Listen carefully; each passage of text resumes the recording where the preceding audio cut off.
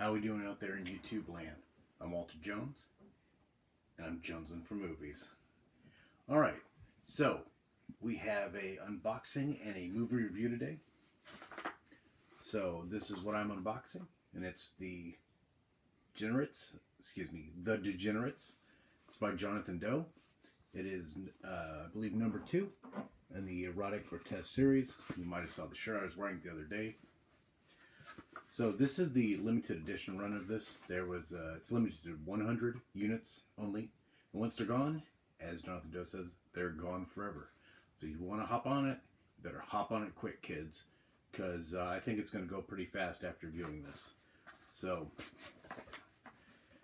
just open up the box here. So it has the evidence. Do not tamper. Case number, The Degenerates. Case name, The Degenerates. Case number 424287. Date July 14th, 19XX. And you can see that it's number 15 out of 100 right there in the corner. Alright, so pretty nice cardboard box.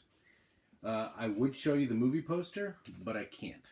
I took a look at all this stuff beforehand, so trust me, it's Felicia Fisher with a saw and a corpse, special effects corpse, mind you. And yeah, I can't show it to you because she is pretty naked in it, but it's pretty neat, and I believe it's signed. So it comes also with a erotic grotesque sticker,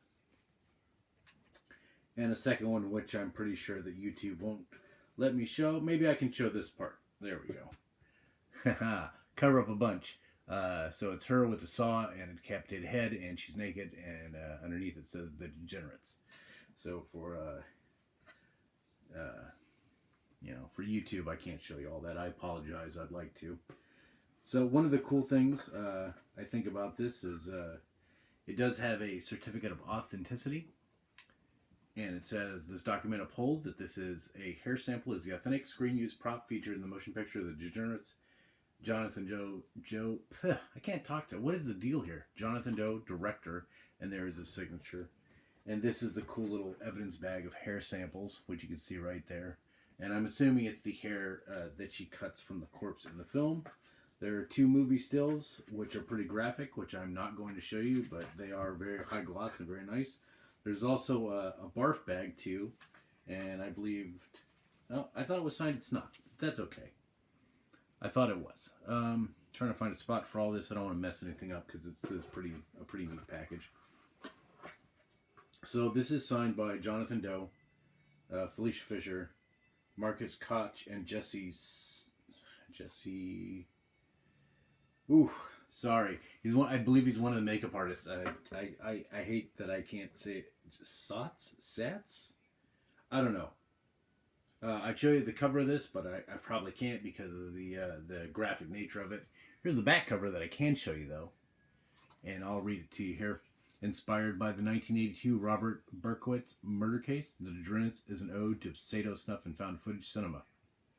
The second entry in the erotic grotesque nonsense series, which, caveat, the first entry is Barf Bunny, which is behind me right there, which I will be doing a food challenge and review on live on my channel later this week, so stay tuned for that, you sick bastards. Continuing on, please. There we go. The second entry in the erotic grotesque nonsense series showcases the exploits of a couple who recently murdered a man to use the body as a source of entertainment for the drug-fueled honeymoon. Starring Felicia Fisher, Barf Bunny, that's the movie she's in. Special effects by James Bell, Jesse Seats, sorry if I'm massacring that name, and Marcus Koch, and directed by Jonathan Doe. The Degenerates is a misanthropic... Man, my English is terrible today. A nihilistic portrayal of a courtship, deviance, and fantasy, an abhorrent and vile audiovisual work that pulls no punches. This is a 2-disc set. The feature film's on the first disc, which has play and scene selection. I haven't cracked in the second disc yet. I wanted to get this review up and running. I'm assuming that the second disc contains the making of The Degenerates, an interview with Felicia Fisher. I can't talk today. What's going on here? trailers plus more. This is Vile Video Productions. All artwork and designs by Martin Trafford. Trafford? At Trafford. That's a lot there. It's down there. So there we go. And there's a saw with a cut off hand there. That's pretty grotesque, but I think I can show it to you. All right, so that's the contents of the limited edition box set. You can get these off Jonathan Doe's website, futureproductions.bigcartel.com. It costs you around $70 plus tax and all that jazz, so might be closer to 80. So let me give you my take on the review of the film. I haven't watched a found footage film in a really long time. I also haven't watched a Sato snuff film in a really long time. I find it a bold choice that he took when shooting it like an old VHS tape with the scratchy tracking. I thought it was interesting. And it's supposed to take place 1982, but due to just the way life is, you're not gonna, you're gonna have modern stuff in there, and I don't blame him for that because probably shooting on a shoestring budget, and that's okay. Felicia Fisher did an outstanding job in all regards. It was hard to hear some of her stuff. That's my only like caveat to this, is that the audio for me was hard to hear even while turning my television up.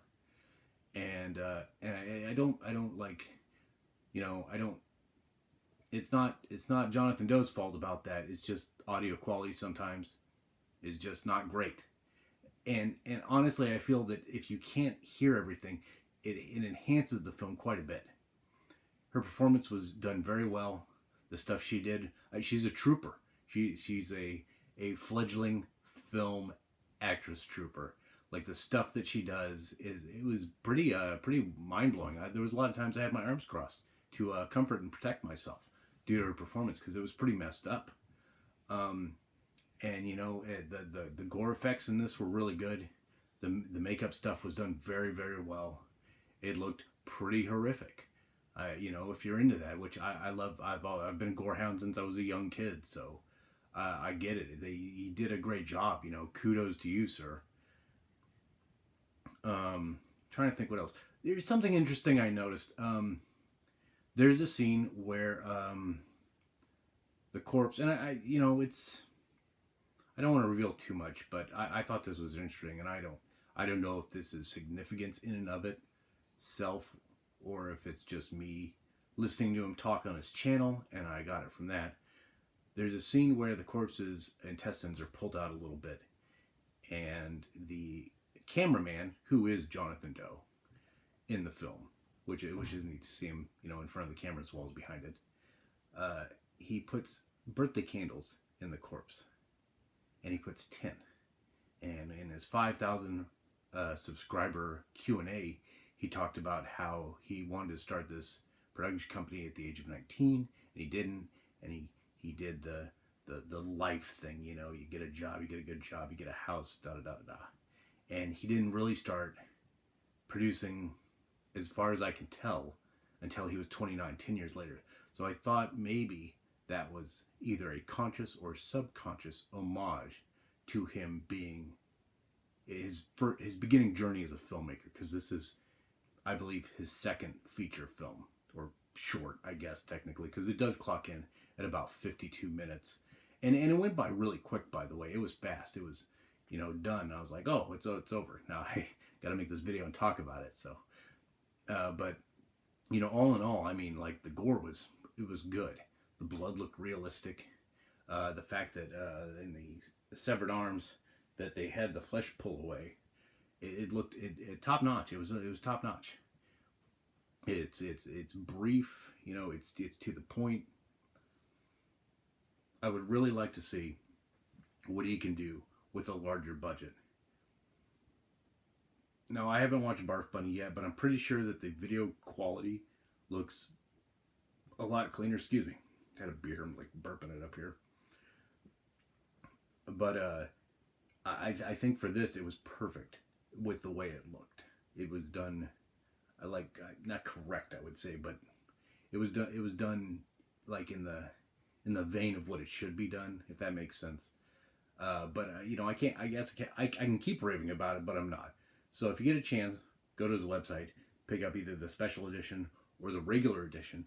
Give it a look. It won a placement at the Hardcore Horror Fest in Chicago recently.